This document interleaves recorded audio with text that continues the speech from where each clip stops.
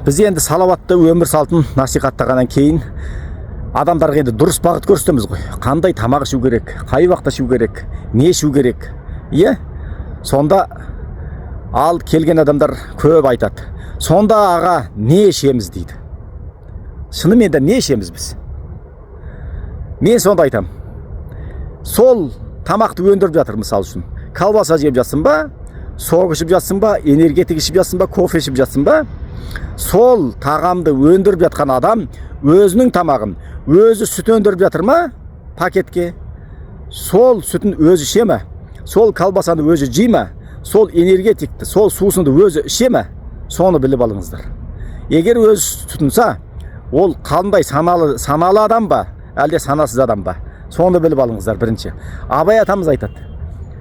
Адам баласы жақсыға салысып, жақсы бола ма, жаманға салысып, жақсы бола ма дейді. Жақсы адамдар тауып, сонымен салыстырыңыздар. Ей, қазақтың жігіттері деп айтқым келеді, осы мүмкіндікті пайдаланып. Барлығы өндіруші, бизнесмендер, е? Мысал үшін немене колбаса жасап жатыр, сүт жасап жатыр, түрлі фастфудтар жасап жатыр, сусындар шығарып жатыр, макси шай шығарып жатыр, энергетик шығарып жатыр, кола шығарып жатыр. Кім осын шығарып жатқан? Қазақтың азаматтары, Қазақстанның азаматтары, былай айтқанда. Сонда біз кім не істеп жатыр?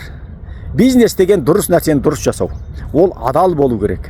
Ол адамға зияны болмау керек, былай айтқанда. Ал егер зиянды сусын, зиянды тағам өндірсеңіз, сіз халық жауысыз. Былай айтқанда. Сіз өзіңіздің қазағыңызды өзіңіз улап жатсыз. Халықтың саны кемітіп жатсыз. Мынау бейіттерге барып қараңыздар, зираттарға. 80-ші жылғыдан жоғарғылар.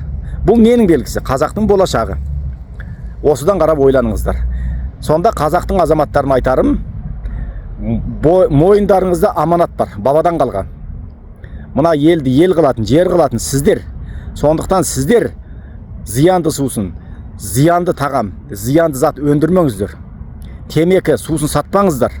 Ондай неше түрлі ішімдіктер бар ғой.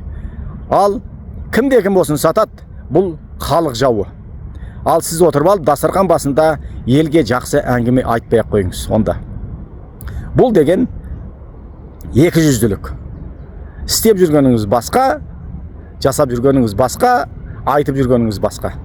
Сондықтан мен бойымда намысым бар, рухым бар, қазақпын деген азаматтар кімде-кім осындай нәрсемен айланысып жүрсе тоқтатсын, адал нәрсеге көшсін, пайдалы зат өндірсін.